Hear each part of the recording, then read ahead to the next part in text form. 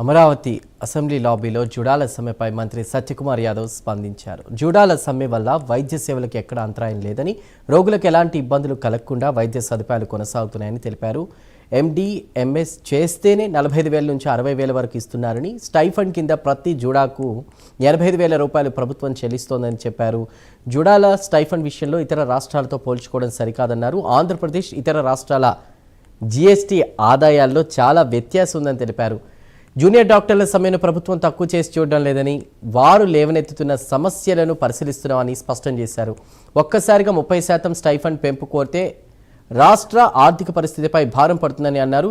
ఎలాంటి ఇబ్బందులు లేకుండా సమస్యలను పరిష్కరించేందుకు ప్రభుత్వం ప్రయత్నిస్తోందని మంత్రి సత్యకుమార్ యాదవ్ తెలిపారు.